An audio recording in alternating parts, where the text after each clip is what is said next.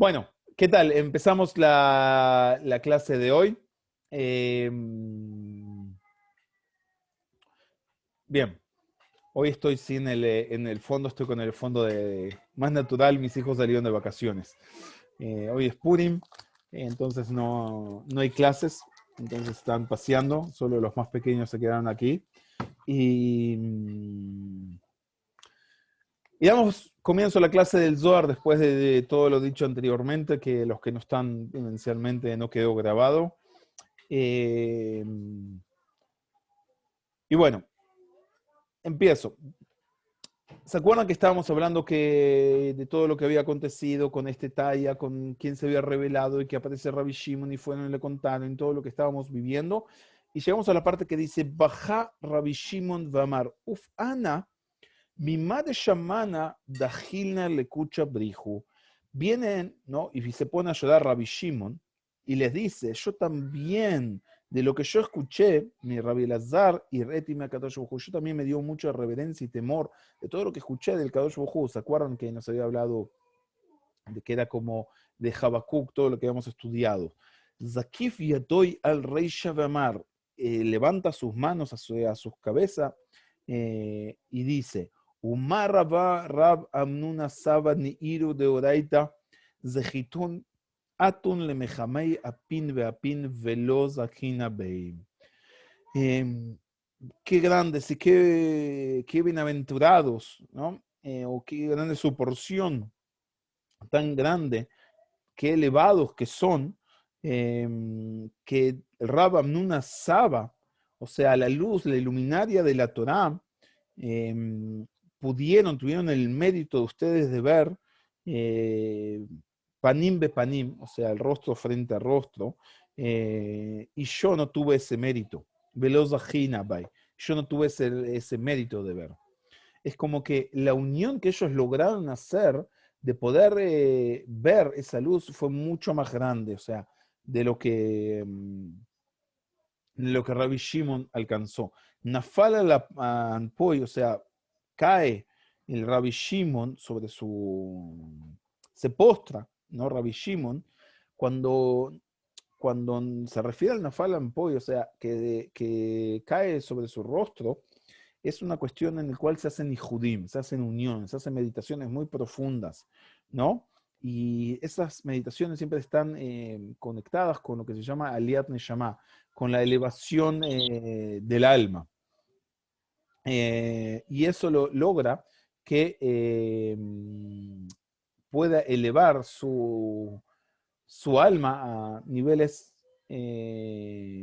más elevados. Vejamoile me akar turin. Y ve ahí el Rabam Nuna que viene y rompe montañas con su estudio y demás. ¿Qué significa? La montaña es una manifestación del Yetzer Ra. También es una manifestación del nombre de Elohim en Ribúa. O sea, la montaña tiene mucho significado. En este caso está manifestando lo que es la clipa y viene a Rabamnuna y puede quitarla. Manhir Shragin, Beijala de Malka Meshicha, viene e ilumina con su estudio eh, y con su elevación, o sea, logra elevar a los planos más elevados, o sea, al palacio, Beijala, sí, al palacio de Malka Mashiach, del rey al Mesías. Entienden que la palabra Mesías es untado, es el que es el rey. El rey va a ser untado nuevamente, y por eso es el Melech Mashiach. Es cuando vuelve a la Malhut a manifestarse en el mundo. Amarle le dijo, o sea, Rabamnuna le dice a Rabbi Shimon, Rabbi, Behau alma tehon shebebin ma'are ulpenin kamei kucha brihu. Le dice, Rabbi, ¿no? En ese mundo, en el mundo superior, eh, ahí van a estar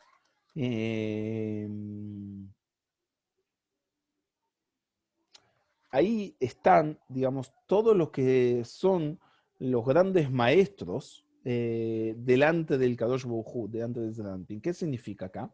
Que por intermedio de esos grandes maestros que pueden elevar el man, o sea, ese pedido, o sea, pueden generar ese recipiente, son los que pueden generar esas uniones para que pueda bajar la luz, y por eso se los llama a los grandes maestros.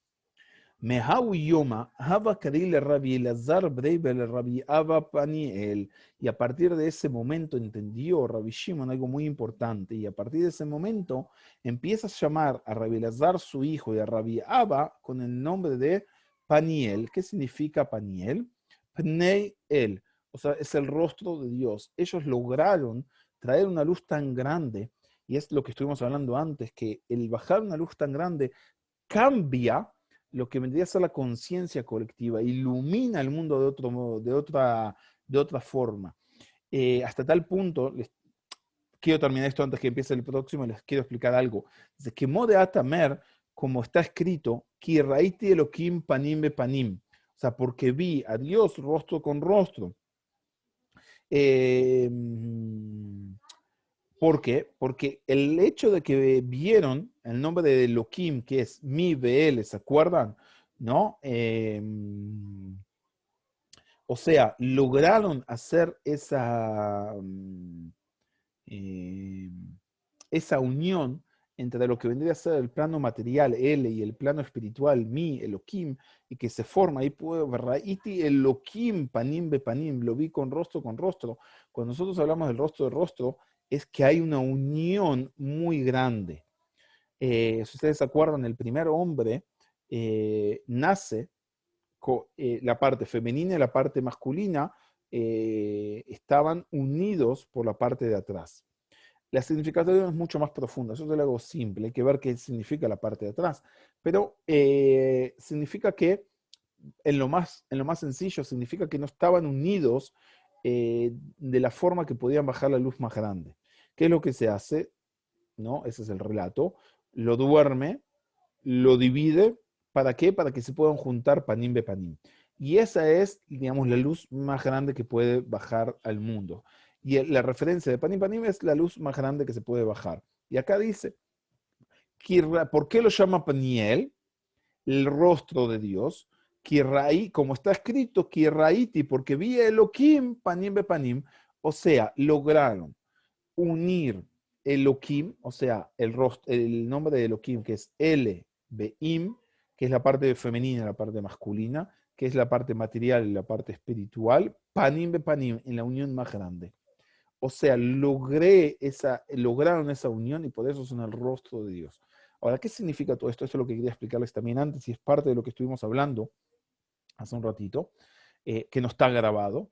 El tema de que cuando uno baja una luz, uno afecta a la conciencia colectiva. Lo que hace Rabbi Shimon, se relata que en la época que vivía Rabbi Shimon Bar Yochai no había un arco iris. Ahora, si bien el arco iris es una situación técnica, ¿no? Física, o sea, la luz del sol es cortada, o sea, la luz es cortada de formas distintas, ¿no? Tenemos el agua, los experimentos que hacíamos en la escuela de niños, pero lo que está insinuando es algo mucho más profundo, que el arco iris simboliza el pacto que hizo Dios con Noah de que no va a destruir más el mundo.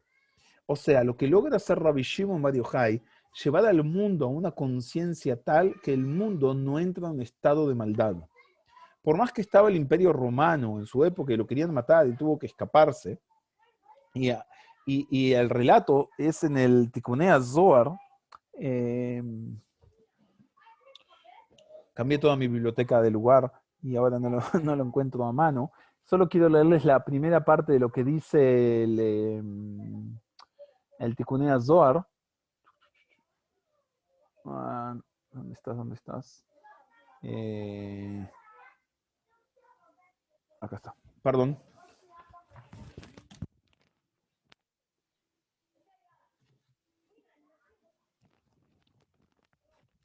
Este relato también está en el. Perdón.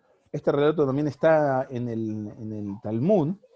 Y solo la primera parte, la primera hoja, quiero recordarles lo que dice. Por más que era una época que era muy complicada, dice que en su época no había arco iris, o sea, lleva al mundo, lleva al mundo a pensar en una conciencia más grande. Y si bien habían atrocidades, y el Imperio Romano logra hacer esas atrocidades, esas conquistas, él plantea algo nuevo en el mundo. Y dice así, Rabbi Shimon Azalei Varakle Midbara de Lod. O sea, Rabbi Shimon primero se escapa y después se va al desierto de Lod. Eso está escrito en el, ¿cómo se llama? En el Talmud también, el relato de esto. ¿Por qué? Porque lo querían matar. ¿Qué es lo que dice? Primero se va él con su hijo y después se va, perdón, ellos dos se van y después se van a la cueva, ¿no? Que queda en el desierto de Lod. Vitganiz Behad Me'arta, o sea, y ahí se esconden en una cueva. Ahora, perdón, pensé que estaba acá, pero ¿por qué se escapan? ¿Qué es lo que pasó ahí? Eh, dice,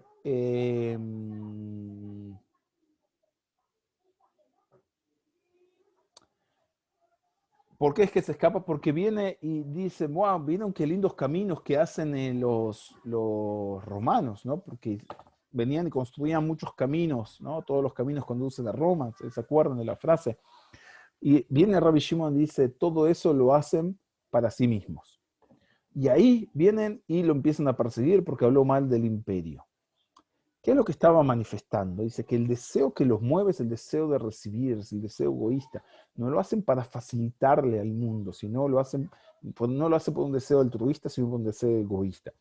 En esencia, más allá de si era el imperio romano o no, lo que está manifestando es que hay dos planos en la realidad. Está el plano egoísta y está el plano altruista.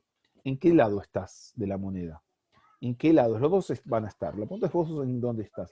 Y eso lo plantea Rabbi Shimon con esa crítica en grande, ¿no? Hay que profundizar mucho más, pero en grande es como que esa es la crítica que trae al imperio, pero esa es la crítica, ¿no? Pero lo que quería decir con todo eso es que en el estudio nos lleva a un plano de conciencia superior, nos lleva a una dimensión superior, nos hace entender cosas distintas, nos hace ver al mundo una situación distinta, nos hace analizar cosas distintas. O sea, ese es el libro del Zohar. El libro del Zohar lo que nos permite en su revelación es entender la profundidad del creador de una forma distinta que hasta ese punto no había. Y esa gran revelación es la que nos trae esa conciencia de expansión, esa conciencia de elevación que puede cambiar la realidad, que puede transmutar, que puede alterar a las personas que estudian. Y esas personas que estudian van a influenciar en todo el resto. Y si no, es un estudio egoísta. Si no logro yo transformarme y con mis acciones poder influenciar también, hay algo que me perdí acá. Y eso es todo lo que estuvimos hablando al principio, que tal vez no todos escucharon. Ese era un poco el resumen. ¿Ok? Acá empezamos otro nuevo tema. Así que hasta aquí sucede eso. Y ahora empezamos con un nuevo tema. Y dice así. Bereshit, Pues una pregunta, dime, Javi. una cosita. Antes cuando has dicho que cayó sobre su rostro, que quiere decir que hacía yihudims, o sea, siempre que el Zohar dice que cayó sobre su rostro, implica que el personaje hizo yihud, o sea, hizo meditaciones con O yihud. sea, hay que entender que la parte física y la parte espiritual van de la mano. El hecho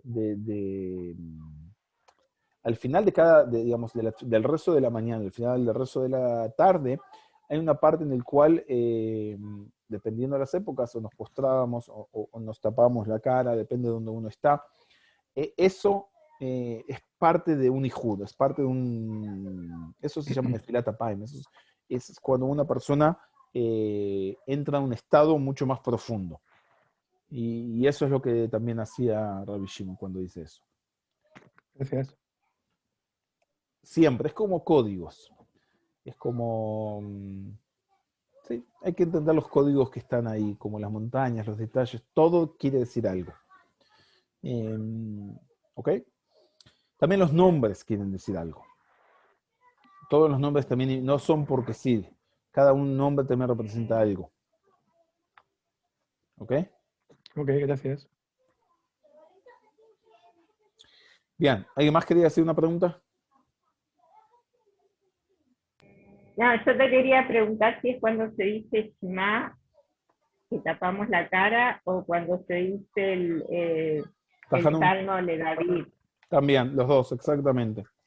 También cuando nos tapamos, también cuando se dice Shema Israel, que cerramos los ojos, de distintas formas, o cuando también se dice después de la, de la parte que estamos parados, de la Shemona Esrei, que nos tapamos también, ahí también. En todo momento, ahí son elevaciones del alma, son conexiones a otro nivel. Es todo un proceso. O sea, en sí toda la tefilá es todo un proceso, es todo un trabajo de desarrollo. Perdón, aunque lo hagas inconscientemente y no sabes por qué lo haces, ¿tiene efecto? Totalmente, es como, hoy tenemos uno de los grandes ejemplos, ¿no? Eh, es como, ¿cómo se llama? Mi teléfono no sé dónde anda, pero acá un vecino le llegó la cuenta del teléfono, de repente ve llamadas a Rusia, llamadas a Polonia. No entendía que hasta que se dio cuenta que el nene chiquito empezaba a discar. Y le gustaba hablar en, no sé, le gustaba hablar o escuchar a los rusos o a los polacos hablando. Y, y les hizo muchas llamadas. Eh, Así que no importa si les gusta, si sabemos o no. El hecho mismo ya actúa. Le compraron después al nene también un teléfono así para que disque y hablaba el teléfono, ¿no? Pero no le gustaba, buscaba el otro. Es increíble, ¿no?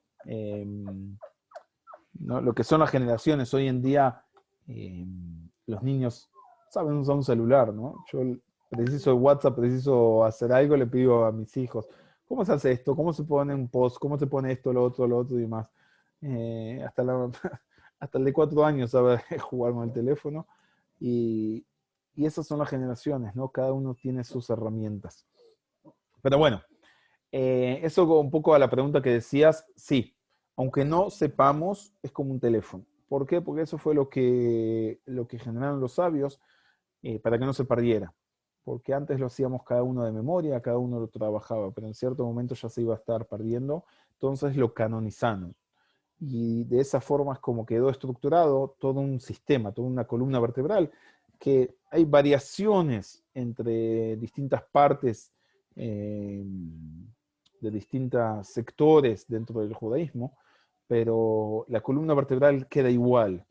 Varían algunos pequeños detalles dependiendo de qué zonas geográficas estuvieron dispersos, pero técnicamente la columna vertebral queda y todo el sistema es un sistema en el cual es un trabajo, lo sepamos o no lo sepamos. Obviamente que cuando lo sepamos uno lo hace consciente, cuando no lo sabemos uno está más inconsciente del tema, pero bueno, es parte del precio que hay que pagar en la diáspora, ¿no? En el sentido que estamos en el exilio. A medida que nos vamos acercando mucho más a una redención general, que nos vamos acercando más a una revelación de luz más grande, las conciencias se hacen mucho más activas y empiezan a encontrar esos grandes secretos que están escondidos detrás de las palabras. Pero sigamos. ¿Alguien más tiene una otra pregunta? Ok. Entonces dice así, Bereshit. Rabbi Gia Patach. Cada uno de los sabios abría la disertación y cada uno está conectado desde su raíz del alma. Y en este caso, el que va a abrir esta disertación, ¿no? El que va a traer esa luz para alterar la conciencia colectiva de todos y llenarnos de luz en el mundo, es Rabbi Gia. Y empieza a explicar la palabra Bereshit. Y para explicar la palabra Bereshit trae un pasuk, un versículo del libro de Teilim. Y dice, Reshit, Reshit Chochmah Irat Hashem. El comienzo de la sabiduría es el temor, ese temor reverencial hacia el creador, hacia Hashem, Yud Kei Vav Kei. Reshit, que es el Keter de Arihanpin, Jochma, que es Abba, o sea, Reshit Jochma, Ira, el temor, la reverencia, viene de Binah, que es Ima. Hashem es la manifestación de toda esa luz, que es las 6 sefirot de abajo, ¿no? Que son las 6 sefirot de Zerampin. Sechel Tov, o sea, Reshit Jochma Irat Hashem, Sechel Tov.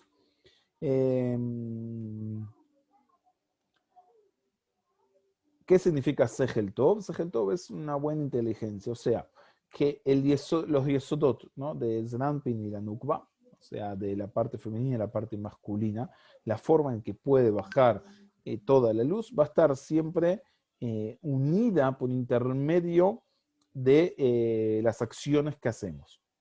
Acuérdense, Vak, las 6 sefirot y la Malhut son las acciones que nosotros hacemos en el mundo. O sea, es un revestimiento. Tenemos varios revestimientos. Tenemos 3 revestimientos, así nos enseñan. Tenemos un revestimiento que es el pensamiento, tenemos un revestimiento que es la acción, y tenemos un revestimiento que es el de la intención, si me no recuerdo. Son 3 revestimientos, o sea, viene de Keter, Jochma, Binah, Zerampin y Nukba. O sea, es como la luz baja. O sea, viene de esa intención, de esa luz superior. Viene ese pensamiento, que es esto, y bueno, después lo lleva a la acción, ¿cierto? Que puede ser o el hablar o el accionar. El accionar o el hablar es lo que nosotros llamamos en lenguaje cabalístico Vak, o sea, Vak son las iniciales de Vav es 6, Kuf es Ktsavot, 6 puntas, o Vak Benok, que es la parte, es la Malhut, o sea, el reinado, que significa que cuando hay un rey, quiere decir que hay algo ya gestado, ya hay un pueblo, ya hay quien goberna, es cuando se manifiesta la acción final. O sea, Zerampin, que es la otra parte, que vendría a ser la parte masculina, es la acción, y la Malhut es la parte femenina, la receptora. Esas dos uniones son la acción y la manifestación de lo hecho, ¿no? O sea, yo puedo juntar harina y agua y hacer una torta, o puedo juntar harina y agua y hacer un engrudo, hacer nada. Bueno, ese es el resultado de esa acción. Por intermedio de ese resultado de esa acción es cuando se va a manifestar esa luz divina. ¿Ok? ¿Qué vino de qué? De Keter, pasó por Jochma, pasó por Binah y se tiene que manifestar. Son los planos mentales que después se manifiestan en el plano de la acción. Todo funciona de esa manera, ¿no? Ese es el proceso técnico, digámoslo así. Ahora, nos dice Rabbi Hia que Reshit Jochma, el comienzo de toda esa sabiduría, es Irat Hashem, donde se va a estar en el temor de la reverencia de Hashem. ¿Y dónde está esa reverencia? O sea, ¿de dónde parte ese temor? En lo que es Binah. Sechel Tov lejol osehem, es un buen cerebro, Sechel Tov, ¿no? Es una buena inteligencia, una de saber. Lekol osehem, a todos los que lo hacen. O sea, que lo que nos está enseñando es que para poder tener un Sechel Tov, ¿no? Un Sechel es una inteligencia, un bueno, o sea, es para todo el que lo hace que el tener el temor reverencial hacia el Creador. Tehilató, que es la Malhut, o sea, la Tehilá es el esplendor, ¿no? La reverencia, cuando está el Betamigdash, ese esplendor. Omedet Laad, está parado por siempre. Y esa es la unión que se va a formar con Zerampin en aquel día cuando se pueda juntar la luz con el Kli. ¿A qué me refiero? Nosotros hoy, para hacer las cosas, para que haya luz, para que haya shefa, tenemos que actuar. Hay un plano de acción en el mundo. en aquel momento, cuando se revele los divinos, ya no va a haber un plano de acción, ya se va a estar manifestado. Es como en el mundo venidero. O sea, no hay un plano de acción, solo este es el plano de acción. Este es el plano en el cual podemos aún alterar las cosas. Y por eso dice, en aquel día Hashem va a ser uno, y su nombre va a ser uno. O sea, todo se va a transformar en una unidad. Y sigue explicándonos. Reshit Chochma, el comienzo de la sabiduría, ¿no? Reshit Chochma. Haikra Ahi Mibai Lei. Este pasuk tendría que haber dicho así. Sof Chochma Irat Hashem. O sea, el fin de la Chochma, el fin de la sabiduría, o el resultado de la sabiduría es que es el temor a Dios. ¿Cómo puede ser el comienzo de la sabiduría? Reshit Chochma es el temor a Dios. Tendría que decir, bueno, pues si sos sabio vas a tener miedo a Dios. O sea, es el fin de la sabiduría, tenía que ser la reverencia al Creador. Begin de Irat Hashem Sof Chochmayu, por ser que la reverencia al Creador, o sea, el temor al Creador, o a lo manifestado, digamos, el final es lo que tiene que ser, ¿cómo se llama? Lo que te genera, ¿no? O sea, la Jojumá, cuando sos sabio, wow, ahí tenés temor al Creador, porque entendés que todo viene. ¿Cómo me decís que es el principio recién? O sea, tiene que ser el final. Una vez que entiendo cómo funciona todo, ahí, wow, veo la grandeza. Dice, no, ese es el principio, hay que entender qué significa. Está hablando también de los mundos, ¿no? Porque el mundo de Atzilut, o sea, el Partzuf de Jochma, que es el comienzo del mundo de Atzilut, y el Beirat Hashem y el temor a Hashem, es la Malhut, que es el fin del mundo de Atzilut, y tendría que haber dicho al final, ¿no? Sof Jochma, Irat Hashem. O sea, el Sof de la Jochma es Irat Hashem. ¿Por qué? Porque Jochma es el comienzo y el fin, que es la Malhut, es Irat Hashem. Entonces, porque me dice Reshit Jochma Irat Hashem. ¿Se entiende? De cualquier forma que lo miremos, esa pregunta es muy interesante, muy, muy sabia. Le tenemos que haber preguntado a nosotros. Pero bueno, se nos adelantó unos años antes.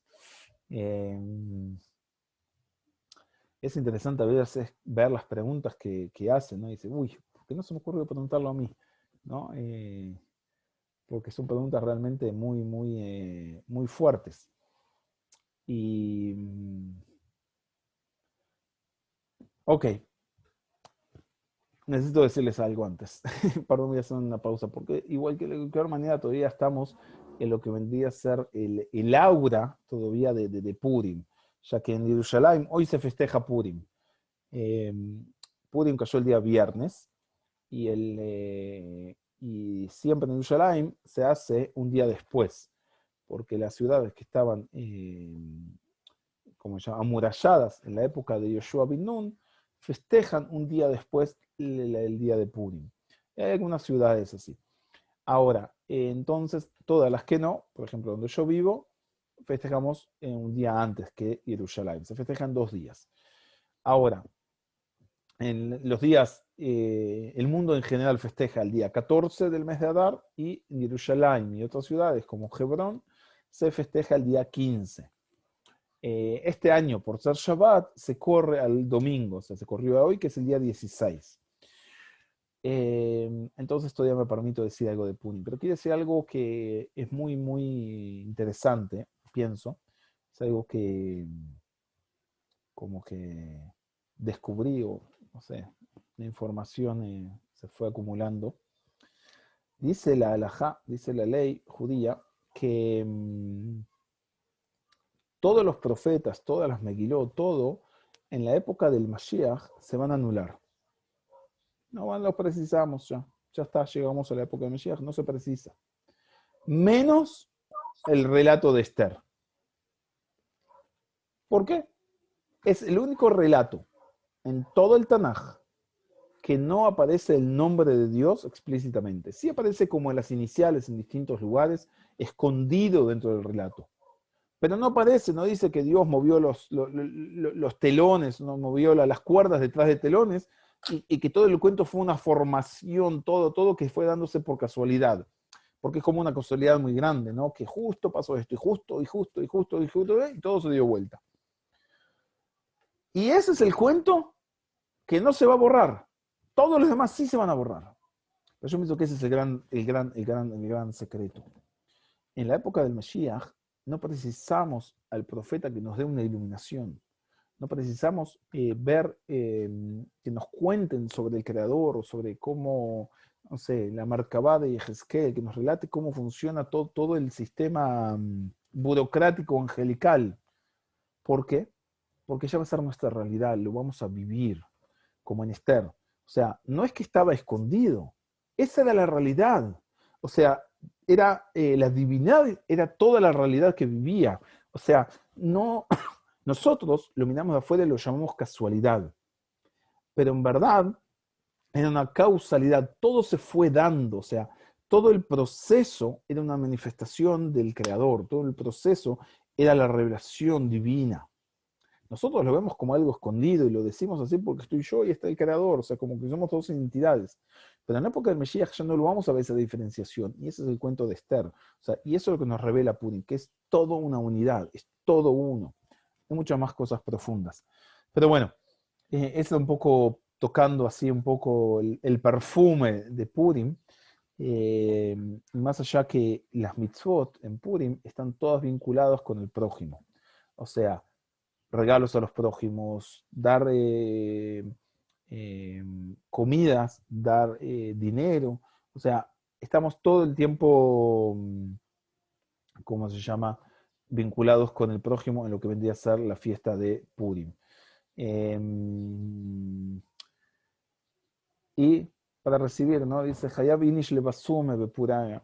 O sea, tiene que la persona le basume es o emborracharse, se puede traducir como emborracharse de Purim o emborracharse en Purim. Las dos cosas están bien. O sea, tenemos que llevar ese sabor hacia nuestras vidas, ¿no? Esa alegría, ese mirar el mundo que es todo la mano de Dios. Ustedes se fijan, mikre, que significa casualidad, se escribe Mem Kuf Reish Hei. Por casualidad también son las mismas letras que Rak Me Hashem, solo de Dios. O sea, es toda una casualidad del mundo. O sea, uno lo puede mirar como uno lo quiere mirar. Entonces, bueno, con este un poco perfumes de Purim, vamos a continuar la clase que viene. Hasta aquí la clase del Zohar y continuamos con la clase de meditación en 2 minutos 37 segundos. ¿Ok?